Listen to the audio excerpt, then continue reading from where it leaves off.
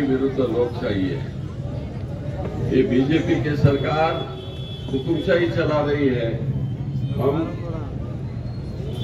लोकशाही का काम कर रहे हैं। जहां हमारे शेख साहब की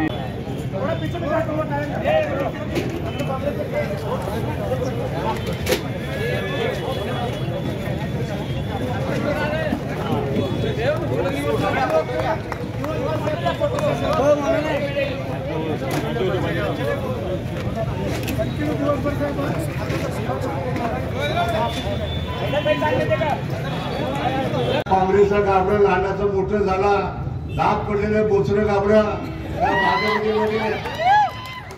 या भाजपमध्ये प्रवेश केला। मला प्रवेश केला चांगला, तो आमदार हो खासदार हो, म्हणून या गाबड्याने काय केलं माहिती का?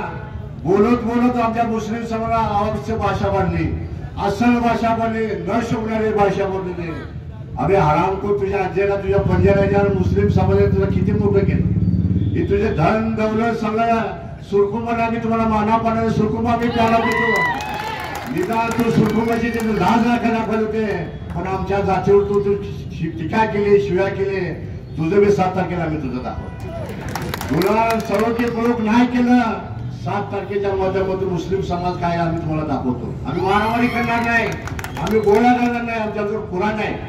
कुराणची शपथ खाऊन सांगतो, येत्या 7 तारखेला तुझ्या त्या राम सातपुतेने तो पडेपान नाही केलं तर आमचं नाव मुसळतो।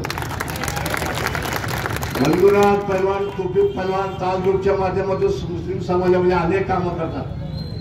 पैलवानचा उद्या वाढदिवस आहे, पैलवानला मी सगळ्याच्या वतीने माझ्या वतीने आमच्या बौद्ध समाजात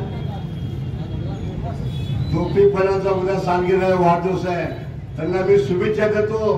त्यांचं आयुष्य अखंड वाढवतो, त्यांचे आरोग्य निरोगी राहावं, त्यासाठी पलवानची आपल्याला पलवानची ताकद दाखवायची आहे। पलवानची ताकद तुम्हाला सांगतो, 2019ला सोलापूर शहरामध्ये काँग्रेसची सत्ता होती, आम्ही बाई काँग्रेसमध्ये होते, आम्ही एवढे होतो, पण काँग्रेसला महानगरीच्या पालिकेच्या माध्यमातून त्याला सत्तेपासून दूर करण्याचं काम कोण केलं? हे तोफिकबाई शेख।